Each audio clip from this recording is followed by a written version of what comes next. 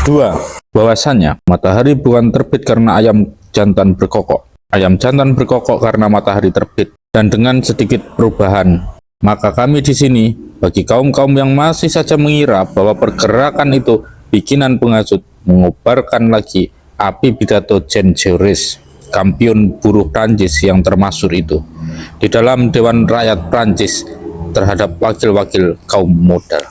Tuan-tuan, alangkah anehnya tuan-tuan sampai tersilaukan mata dan mengatakan bahwa evolusi universal ini terjadi karena perbuatan beberapa orang saja. Tidakkah terkena hati tuan-tuan oleh luasnya pergerakan kebangsaan sehingga terdapat di seluruh muka bumi, di mana-mana, di semua negeri yang tidak merdeka? Ia muncul pada waktu yang sama semenjak 10 tahun yang kemudian ini. Tidak mungkin lagi menggambarkan sejarah Mesir, India, Tiongkok, Filipina, dan Indonesia dengan tidak juga menceritakan riwayat pergerakan nasional dan di hadapan pergerakan umum yang menghela rakyat-rakyat Asia ini. Rakyat-rakyat yang sangat berbeda satu sama lain dalam iklim manapun mereka itu hidup, termasuk bangsa apapun mereka itu. Di hadapan pergerakan yang demikian itulah tuan-tuan bicara tentang beberapa orang penghasut yang bertindak sendiri-sendiri. Tapi dengan menuduh seperti itu, tuan-tuan terlalu memberi penghormatan kepada orang-orang yang tuan tuduh. Tuan-tuan menganggap terlalu berkuasa orang-orang yang tuan-tuan sebut penghasut itu. Bukankah pekerjaan mereka sendiri meletuskan pergerakan yang demikian hebatnya? Tarikan nafas lemah dari beberapa mulut manusia tidak cukup untuk meletuskan tovan bangsa-bangsa Asia ini. Tidak, tuan-tuan. Yang sebenarnya ialah pergerakan ini timbul dari pusat kejadian-kejadian sendiri. Ia timbul dari penderitaan-penderitaan yang tidak terhitung banyaknya dan sampai sekarang tidak menghubungkan diri satu sama lain, tapi mendapatkan kata semboyan dalam semboyan menyerukan merdeka. Yang sebenarnya ialah bahwa juga di Indonesia pergerakan nasional itu terlahir dari imperialisme yang didewa-dewakan oleh Tuan dan tidak kurang-kurangnya dari sistem drainase ekonomi yang semenjak berabad-abad bekerja di negeri itu. Imperialisme itulah penghasut yang besar. Imperialisme itulah penjahat besar yang menyuruh berontak.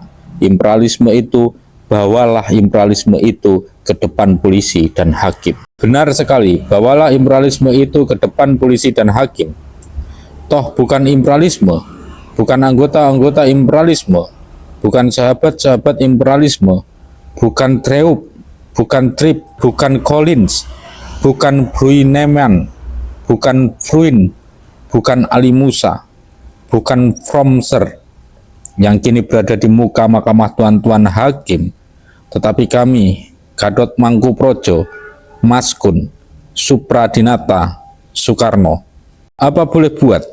Biarlah nasib pemimpin begitu. Kami tidak merasa salah. Kami merasa bersih. Kami tidak merasa melanggar hal-hal yang dituduhkan. Sebagai nanti akan lebih jelas kami terangkan. Kami oleh karena itu memang mengharap-harap dan menunggu-nunggu tuan-tuan punya putusan bebas.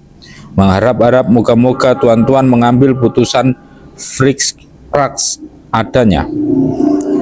Tetapi tuan-tuan hakim, marilah kami melanjutkan kami punya pidato pembelaan. Ratu Adil, Heru Cokro, dan lain sebagainya. Pergerakan rakyat Indonesia bukanlah bikinan kaum penghasut. Juga sebelum ada penghasut itu, juga Zonder ada penghasut itu. Udara Indonesia sudah penuh dengan hawa kesedihan, merasakan kesengsaraan, dan oleh karenanya penuh pula dengan hawa keinginan menghindarkan diri dari kesengsaraan itu.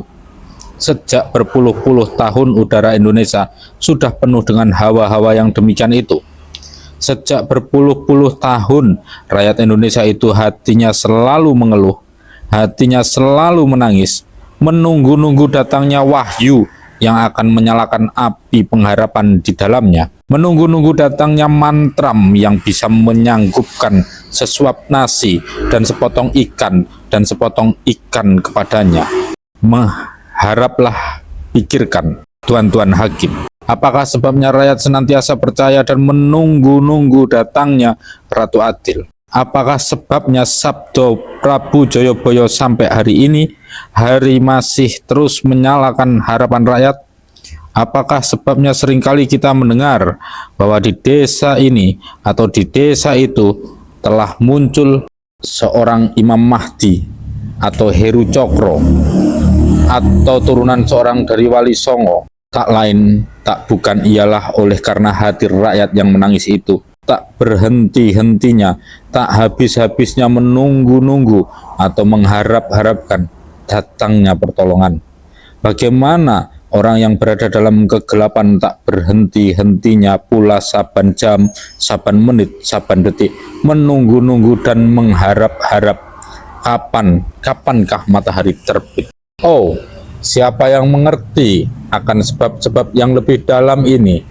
Siapa yang mengerti akan deeper underground dari kepercayaan rakyat ini? Sebagaimana yang diterangkan pula oleh Prof. Snoek Horgense di dalam brosurnya Vergeten Jubilees. Tentu sedih dan ikut menangislah hatinya kalau ia saban kali mendengar suara rakyat meratap, kapankah Ratu Adil datang? Tentu sedih dan menangislah hatinya pula dan tidak tertawa jikalau ia saban hari melihat lekasnya dan setianya rakyat menyerahkan diri ke dalam tangan seorang kiai atau dukun yang menyebutkan diri Heru Cokro atau Ratu Adil. Selama kaum intelek pribumi belum bisa mengemukakan keberatan-keberatan bangsanya, maka perbuatan-perbuatan yang mendasarkan itu, yakni pemberontakan, adalah peledakan yang sewajarnya dari kemarahan yang disimpan-simpan dan perlawanan yang ditekan-tekan terhadap usaha yang bodoh untuk memerintah rakyat dengan tidak memperhatikan dengan sungguh-sungguh keinginan dan kepentingan-kepentingan mereka dan membuatnya jadi pedoman.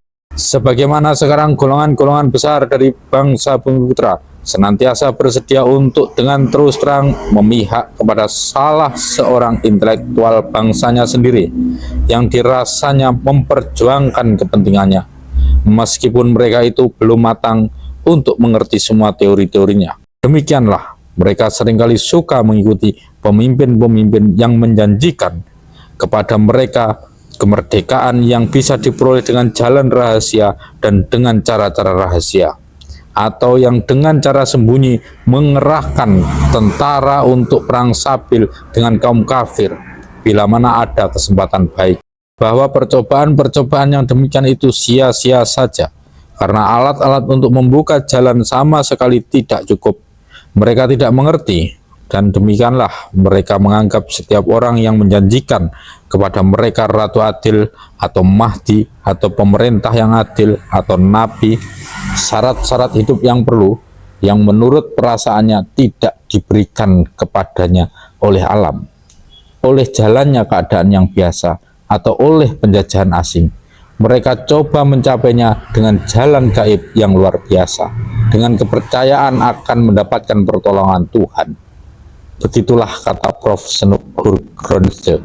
Dan sebagaimana sang kiai atau sang dukun itu bukan pembikin dari kepercayaan umum dan harapan umum atas kedatangan Ratu Adil atau Heru Cokro itu, sebagaimana mereka mendapatkan pengaruh itu ialah hanya oleh karena rakyat umum hatinya memang menangis, mendoa-doa dan menunggu-nunggu kedatangan Ratu Adil atau Heru Cokro itu.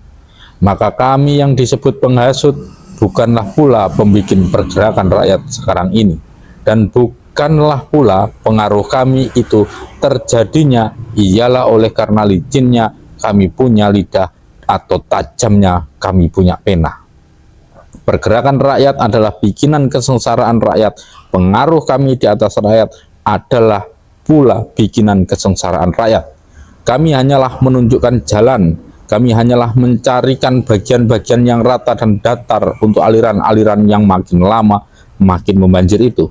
Kami hanyalah menunjukkan tempat-tempat yang harus dilalui oleh banjir itu, agar supaya banjir itu bisa dengan sesempurna-sempurnanya mencapai lautan keselamatan dan lautan kebesaran adanya.